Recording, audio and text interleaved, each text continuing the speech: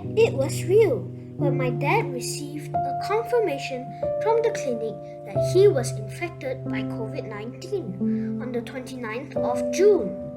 On the next day, my sister was also detected with COVID-19. Only my mom and I were spared.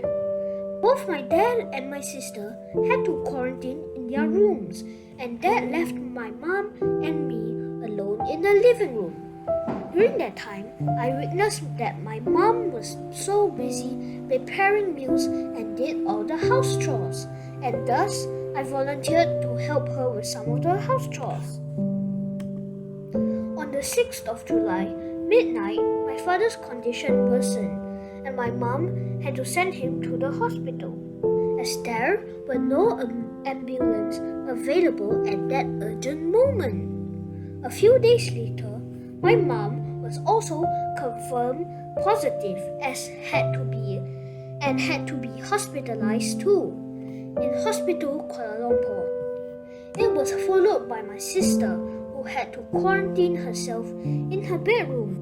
I burst into tears as I could not see the light at the end of the tunnel. I kept on thinking, why this happened to me?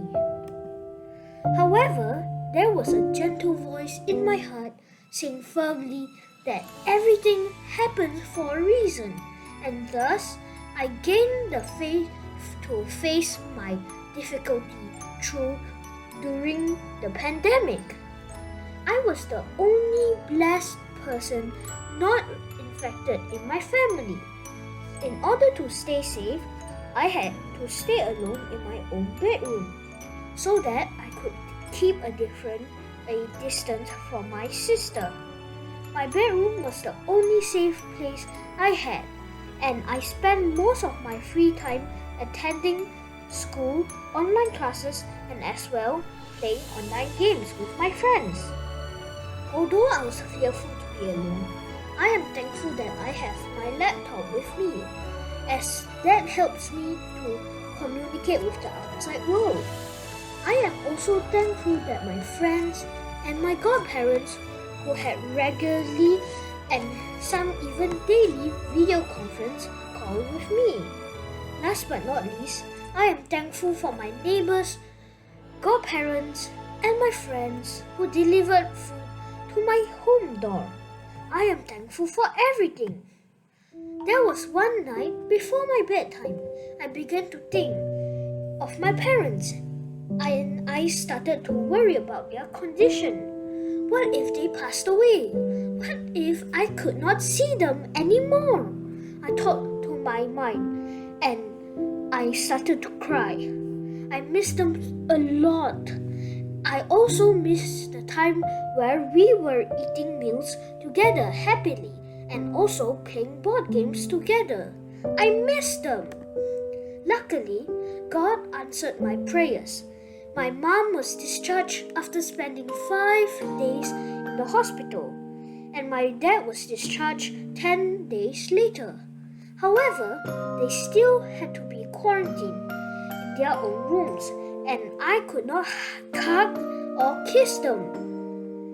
My sister, my mom, and I were in our own bedrooms whilst my dad stayed in the living room. But we could only communicate using video conference app on our own laptop or tablets. But I was super grateful for their home returning. What I have learned throughout the life in lockdown, as I was the only person in my family not affected by COVID, I had to take over the responsibility to do most of the house chores. I just grown up in the blink of an eye. That was the first gift that I received during the lockdown. The COVID-19 pandemic episode has also taught me to appreciate and love my family even more than before. I am thankful that my sister and my parents are still alive. That's the second and the most precious gift ever. Dear friends, never ever take the people around us for granted. I hope the story I told you will inspire you to express your love towards your family, or friends, throughout actions or words. Stay safe and well.